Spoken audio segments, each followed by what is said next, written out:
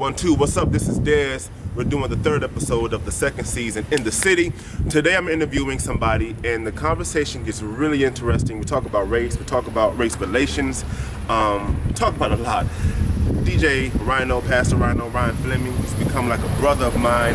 I can't wait for you guys to check out this interview. We're here at his home, Revolution Church, here in the Miller section of Gary, Indiana. There he is. What's up? How you doing, man? How you feeling, bro? You good? All right, man, let's do this.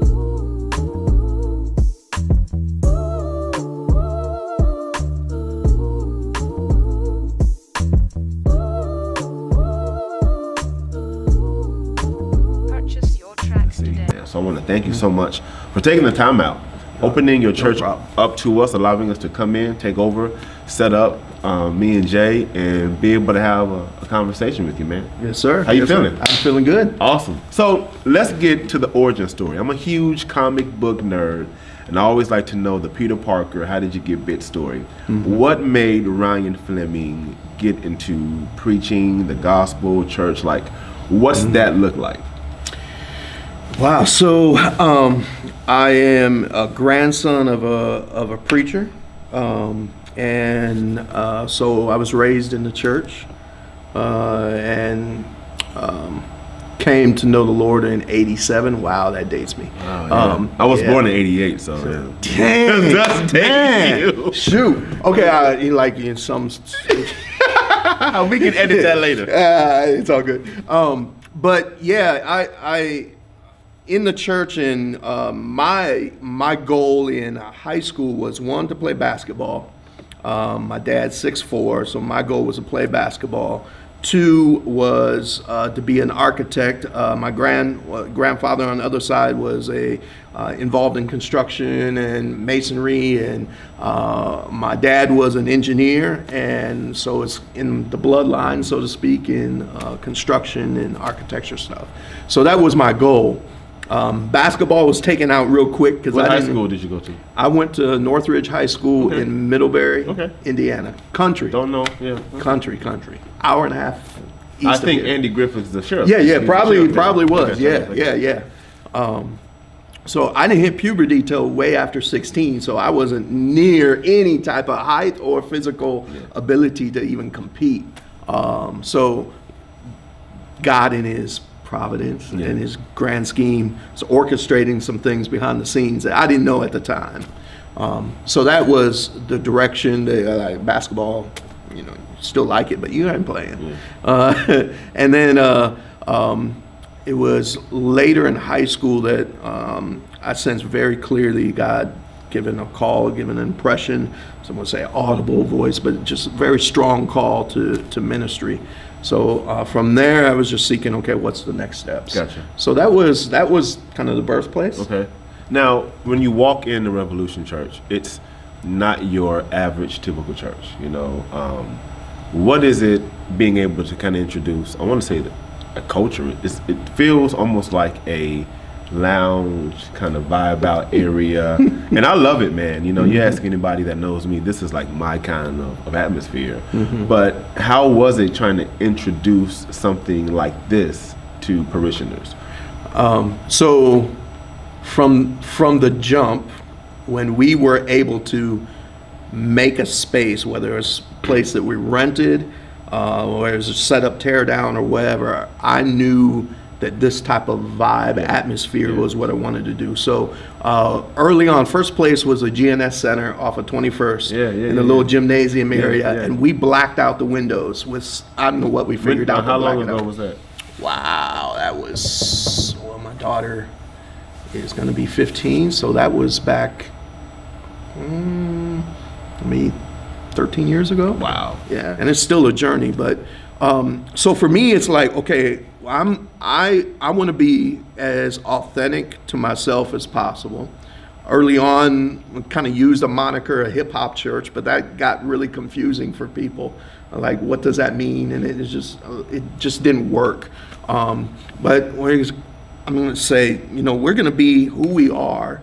I know a generation of people, now multiple generations of people, connect sonically, like their sonic phenotype is like hip hop or R&B or maybe reggae or those type of things that they connect with on the Monday through Saturday. Right. Sunday might be a little different, and that's not even a shade to gospel music, but it's just the reality, the soup that we swim in. True. And so when it comes to church, I'm like, why do I need to create a church culture that's the culture that's different, not the culture in beliefs, but culture in terms of expression, right, that is different from the indigenous culture that we live in. What made you want to set up in Gary? Coming from where you came from. Right. Because I'm sure that there are, gosh, who was it? Somebody made a post, some pastor I follow, like there are unsaved people all over the world. Right. So what made you decide, okay, I want to set up in Gary? Right. Good question. So, and I'll try to be brief. So coming out of high school, I knew God was calling me to ministry. Mm-hmm. I wanted to get higher education in there, so I was looking for a Christian college to start to learn ministry and get some more training. Settled on Bethel College in Mishawaka, South Bend area. Yeah. And at the same time, there was this developing interest cross-culturally. And I was starting to have, and in today's vernacular, the beginning of wokeness. Like my eyes were just beginning to get open. I got was you. being raised in almost exclusively a white church setting, in a white rural community, conservative, northern Indiana. All that means, there comes a lot of stuff. So now I'm starting very small at that time at Bethel, diverse population, but I'm like, this is a new world for me. Parents, it was hard for them. Just this whole journey. I mean, because that's not the typical, are your parents of faith? Yes. So that's not the typical, hey, I want to preach. Okay, great. There's a church locally that you preach at, and then you start a congregation, start a family. You went a different route. It's like non-traditional, non-kosher route. How did your family receive that? So one of the things that I'm constantly, well, not constantly, that reminds me in recent political things that have risen up, like the governor of Virginia and different things that have been said in the past. There's times where I go back and I remember who I was like in high school or junior high. So I don't know if you're familiar with Sean Kemp, played for Sonics. So he went to high school in the same region where I grew up, and so they played our high school. And I think I was in 8th grade at the time they came in. So it was always, when he played, it was a big deal. They often had to go to a bigger gym to accommodate the people. So just to give you a picture of where I was, I'm a Christian, attend church all my life, parents Christians, grandparents on both sides Christians, family lineage in the church. I arrive at the game, sit on the front row. My friend brings in a brown paper bag filled with bananas. Wow. Sean's name is announced. We pick up the bananas and wave them. Wow. I still am ashamed of that. Growing up in family gatherings for holidays or whatever, you would have these mixed raw nuts that you would crack with a cracker, and there's a Brazil nut I didn't know it was a Brazil nut until maybe after high school, because they were called nigger toes. From Christian, in the church, involved in ministry. So that's the soup environment of that environment that I was raised in. So not overtly racist, but racist. Well, I don't know if that's not being overtly racist, really. It's well, however you would classify it, it's racist behavior, prejudicial, just jacked up stuff, not viewing people in the image of God or respect. So yeah, now you have my parents having a son who in later high school was going to play basketball in the inner city of Elkhart, where the particular park is one that Sean Kemp built, and there's a stigma about it. It's known to be dangerous. There's a lounge over there and all that kind of stuff. What is there? And like, okay, now my son's starting to change. The music that he's listened to is changing. Because now you're identifying more with what was the opposing view of your parents, right? With the music. I don't know if it was necessarily opposing view, but it wasn't what they were comfortable with for sure. And what they were used to. Yeah. Or probably maybe even what they would, if they were to have an acceptance level. Rock would be maybe a little more acceptable than rap or hip hop or black music. That's not the blueprint they would have laid out for you. Exactly.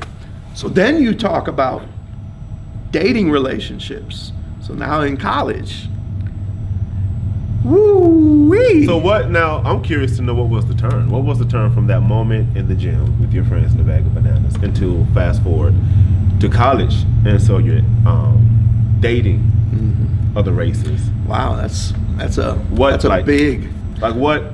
So I don't know if there was necessarily a specific scenario. I know that my latter high school years, the church we were attending started reaching out to the community, and part of the community there was a higher percentage of African American people, and so the youth group began to change racially.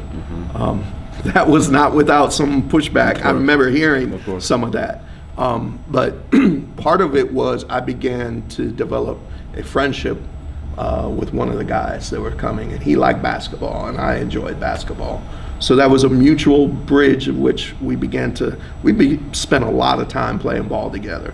And he would take me over to his grandparents' house, and we'd just spend time, and I began to see things a little bit different. My perspective began to change. So that was a seed, an impetus. So if you had to identify a moment, it was that. Black friend you were exposed to, the experiences with him kind of eradicated what your preconceived notions had been. Started to, and it had to be. I had to intentionally do work. Race relations in this nation have been really high. As a white evangelical pastor who is in the epicenter of like, I've been in Gary all my life. This is like, hey, we are who we are. Right. And I'm assuming that your congregation, if I'm making the assumption, a majority is African American. Yes, no? Yeah. Okay, so now probably 70%. Yeah. So what does a message look like on Sunday? Like how do you rectify if your congregants hear something racist the president says Monday through Saturday? When they come here, like what does that framing of that message? Like Trayvon Martin and Mike Brown and the bubbling up of this issue, the separation of how, just leave it within the church, how white Christians were responding versus POC, people of color, or specifically black Christians were responding to these issues. And, that is something that's, forever been something I've been passionate about and irked me. But we had a Bible study in the middle of that week, and I had some stuff prepared, and I said, you know what? We're not going to do that. We're going to talk about this. We're going to talk about what does it mean Black Lives Matter? Because there's this push between the organization, the entity, and the sentiment. And then there's a view of, a lot of people from my background throw the sentiment and the organization together, and then will respond knee-jerk, all lives matter, which is incredibly just dumb.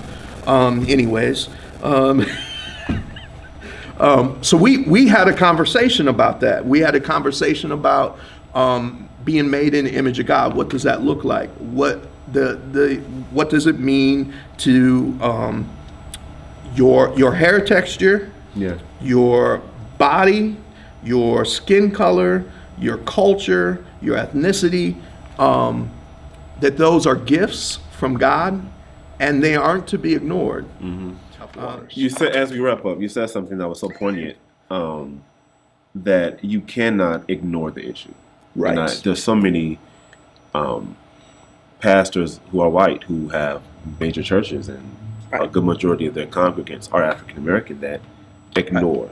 Right. So I can preach Trayvon Martin,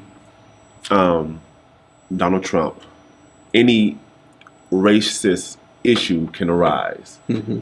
And in my congregation, I can not overlook it, but because I am of a disenfranchised people, and the majority of the people I lead are disenfranchised, we don't have to address it there because we kind of come from the same, we all understand. You're already having that conversation. You know, exactly. We're already having that conversation in our home, so my sermons may look a little different than yours. Right. On the other hand, when you come here, because of the diversity of the audience and who you are, you kind of have to address those things. Do you find, and this is the preacher in me wondering this, where's the balance? Like, how do you not be, because even though I am black, I personally hate going to churches where all of their messages are racially and politically aimed. Right. Right. You know, like another one of those sermons. Right. Just not today, right? Right. But then I also don't want to go somewhere where it's just totally faith, family, the gospel centric in that arena, but ignoring these other things. Right. How do you find balance in that? One, I have to realize where my passions and natural inclinations, like pet topics that become out of me easily are, right? So I have to be aware of that and be open to be challenged on that. But also just being, having fidelity to scripture so that, you know, if you're talking, there's a passage that's talking about marriage, you don't necessarily have to talk about Trump or, you know, something that could be seen as political. Yeah. So you stay within that, or even in a, so I think about the parable of the Good Samaritan. I can't ignore the racial, ethnic, that's it, divisions that are there, and it irritates me. Even if as a white man and my whole congregation was white, I cannot afford, to be honest to Scripture, to look at that and just whitewash it and ignore that, and not begin to, within the context of even a historical context of America and the church, not to address what is a glaring issue and why Jesus picked the characters in the story. That, you answered that perfectly. Like that, I appreciate that answer. That was it. Yeah, that was good. That was man, this interview has been so enlightening, and I want to thank you for your. We didn't even talk much hip hop. I know. Oh, don't worry. I got one more question. Okay. Oh. I do appreciate your transparency in the sense that it made sense. I remember Liam Neeson made some statements recently, just about racism, and just his approach to that was very, very different from this conversation, and it was very revealing and very telling. Yours, I appreciate it more because I was able to see a transition. I think that there was some racism there, in the early stages in the beginning. But as you mentioned, I know that as an African American man, racism exists. Right. I know that in America in 2019, in 2029, it's going to still be an issue. Right. I'm always interested not to speak with the person who was and is and always will be racist. Right. I'm interested to speak with the person who was, but then their perception has changed. That famous proverb that Solomon said, "And all that getting understanding." And understanding, man, that's so. Even speaking from like the women's movement, I don't want to say it's a women's movement. I think people are becoming more conscious of the indifferences that women have to face in the industry and jobs. And as a male, like, I've never experienced that because I'm not a woman, but I'm trying to understand it, you know what I mean? So I can be more empathetic, sympathetic, and kind of help the issue. Right. And there are people across the board who are doing that. White understanding black, you know, man understanding woman, straight understanding homosexual. Like there are so many people who are trying to understand these groups of people who are disenfranchised and trying to put yourself in those shoes. And man, thank you, great interview. Before we leave though, I have to ask. Okay. Who are your top 5? Top 5 of all time. Oh man, of just like groups or whatever. Gosh, it can be groups, because if we say groups, then that opens the door for so many more people. I want to say just individuals, solo acts. Solo acts. Oh man. Top 5. So now, granted, I was baptized in like a lot of Christian rap world, Okay. and then also other things. Go for it. So, oh man, for me, Black Thought. Are you talking about MCs? Hey, I'll give you that. I'll give you that. You did that, Black Thought. I'll give you that. I'm gonna comment on yours too and say if okay. I agree or disagree. Okay. I'll give you Black Thought. Underappreciated. I agree. He's lyrically, he's a master. So I mean, there can be. These are so many. Top 5. These Top 5. That's the point. Top 5. Lyricists. As a lyricist, I would put Kendrick Lamar. Top 5 of all time.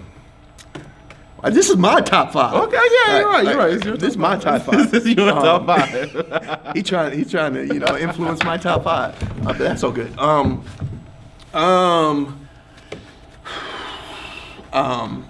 Man-Child from Marzil would be in there. I gotta check him out. Yeah. Man, this is tough, man. That's the point. Because there's multiple layers of what makes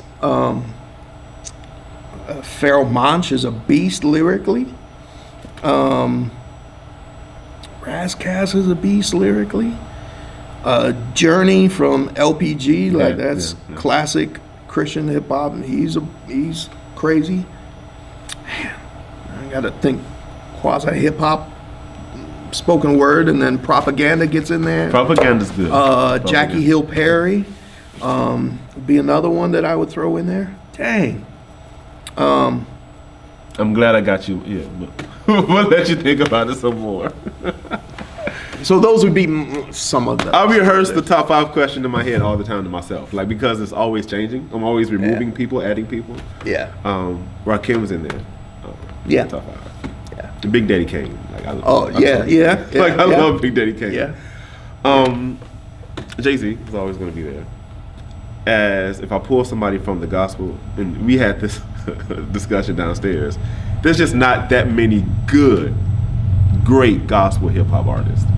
There are 3 that I rock with, and out of that 3, I'll put Triple E in there, because to me, he's a monster. Yeah, and it always I can't say anymore. I don't know. Like it's always changing for me. As a fellow hip hop lover, you know, new people are coming that I'm being introduced to daily. I'm always evaluating, but nonetheless, man, great interview. Thank you for opening your heart, your mind, your church, allowing us to really get it in and have a good time, man. You guys, I hope you enjoyed the episode. We talked about a lot: race relations, religion, hip hop, and I hope that you guys are able to kind of glean from this. And the Bible says, "Know that get understanding, and understand the different perspectives of different people, different backgrounds, and just kind of coming into commonality with one another." DJ Rhino, Pastor Rhino, Ryan Flemming, thank you so much for spending time with us the past hour with me and Jeremy. It's been a blast. Anything else you want to say? Tell us about your church so we can. Doors, man, that sounds really whack. Doors are open. No, Sundays at 11 o'clock is when we have They have a service, turntable. and turntable's right there. yeah, and dope. I tell people all the time, church clothes are optional. So.